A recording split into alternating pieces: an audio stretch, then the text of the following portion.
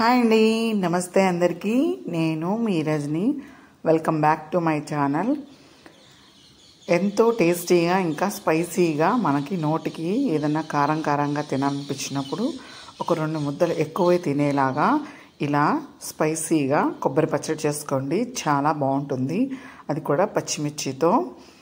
నేను దీనికోసం ఒక 10 నుండి 15 వరకు పచ్చిమిర్చి తీసుకున్నాను. వీటిని మంచిగా వాష్ చేసుకొని తొడుమలు తీసేసుకొని ఇలా మధ్యలోకి ఇలా విరుపుకోవాలండి. ఈ విధంగా విరుపుకుంటే మనకి పచ్చిమిర్చి ఫ్రై అయ్యేటప్పుడు ఒకలా పేలిన సౌండ్లా రాకుండా ఇలా మామూలుగా ఉంటాయన్నమాట. ఈ విధంగా 2 ముక్కలుగా చేసి వేసుకోవాలి.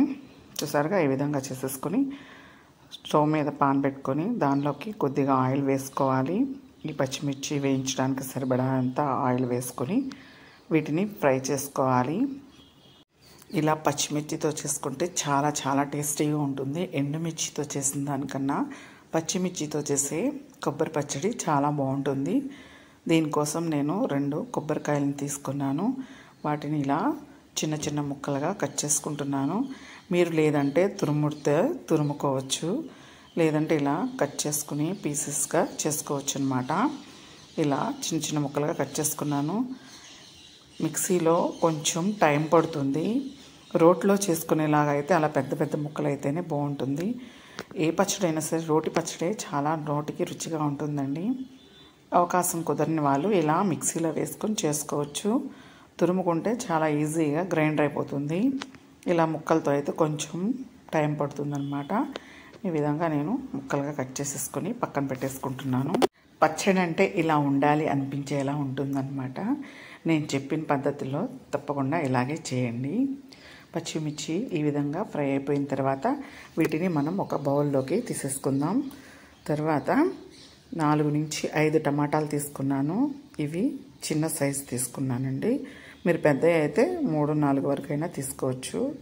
వేసుకుంటే కాస్త పచ్చడి పుల్లగా ఉంటుందన్నమాట. టమాటాలను ఈ విధంగా కట్ చేసుకుని దానికి మధ్యలో ఉన్న బొడిపిని ఈ విధంగా తీసేసుకోవాలి.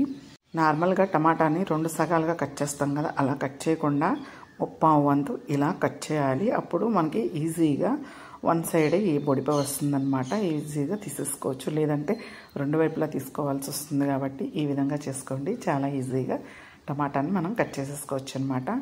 ఈ విధంగా అన్ని టమాటాలను కట్ చేసుకున్నాను. వీటిని ఈ ఆయిల్లోనే ఫ్రై చేసుకోవాలి. కొంచెం 2 స్పూన్ల వరకు ఆయిల్ వేసుకొని ఫ్రై చేసుకోవాలి టమాటాలని.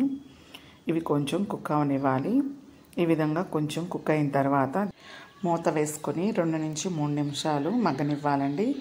తర్వాత మనం మిక్సీ జార్ తీసుకొని మిక్సీ జార్లో ముందుగా మనం ఫ్రై చేసి పక్కన పెట్టుకున్నాం కదా, ఆ పచ్చిమిర్చి ముక్కల్ని వేసేసుకోవాలి. వెల్లుల్లి రెమ్మలు కూడా 8 నుంచి 10 వరకు వేసుకుంటే బాగుంటుంది. కొంచెం స్పైసీగా ఉండి రుచిగా కూడా ఉంటుందన్నమాట. వెల్లుల్లి కొంచెం ఎక్కువగానే యాడ్ చేసుకోవాలి. అలాగే 1 స్పూన్ అంతా జీలకర్రను కూడా యాడ్ చేసుకోవాలి. ఇవి మొత్తం మిక్సీ పట్టేసుకోవాలండి. ఇవి కొంచెం మిక్సీ పట్టిన తర్వాత ఈ విధంగా కచ్చపిచ్చగా అవుతుంది కదా. తర్వాత దీనిలోకి మనం ముందుగా కట్ చేసి పక్కన పెట్టుకున్నాం కదా, ఆ కొబ్బరి ముక్కలను రుచికి సరిపడా కల్లుప్పు కూడా యాడ్ చేసుకుంటున్నాను. 1 స్పూన్ అంతా మీరు తినే దాన్ని బట్టి అడ్జస్ట్ చేసి వేసుకోండి. ఈ విధంగా కొబ్బరి ముక్కలన్నీ వేసేసుకొని మెత్తగా గ్రైండ్ చేసుకోండి. ఇవి ఒక్కసారిగా అవ్వకపోతే 2 పోర్షన్స్గా అయినా సరే వేసుకొని మంచిగా పేస్ట్ చేసుకోవాలి. తర్వాత ఈ టమాటా కూడా ఎంతవరకు మగ్గిందో చూసుకుందాం. ఇలా మగ్గిన తర్వాత దీనిలోకి చింతపండు కూడా కొంచెం వేసుకోవాలి. అప్పుడు కొంచెం పుల్లగా ఉండి పచ్చడి తినడానికి నోటికి రుచిగా ఉంటుందన్నమాట. ఇది కూడా 2 నుంచి 3 నిమిషాలు మగ్గనివ్వాలి. తర్వాత ఇలా మగ్గిన తర్వాత కొబ్బరి అంతా ఇలా ఈ విధంగా పేస్ట్ అయిందనమాట. ఈ పేస్ట్ అయిన దానిలో మనం ముందుగా ఉడికించుకున్నాం కదా, ఆ టమాటాని చింతపండుని వేసేసుకోవాలి. ఈ విధంగా గ్రైండ్ చేసుకుంటే ఎంతో టేస్టీగా ఉండే టమాటా కొబ్బరి పచ్చడి మనకి సిద్ధమైపోతుందన్నమాట. మీరు కనుక ఈ వీడియోని మొదటిసారిగా చూసినట్లయితే సబ్స్క్రైబ్ చేసుకోండి. అలాగే వీడియో నచ్చినట్లయితే మీ ఫ్రెండ్స్కి ఇంకా ఫ్యామిలీ మెంబర్స్కి షేర్ చేయండి. అంతవరకు మన ఛానల్ని సబ్స్క్రైబ్ చేసుకోండి. Thank you for watching.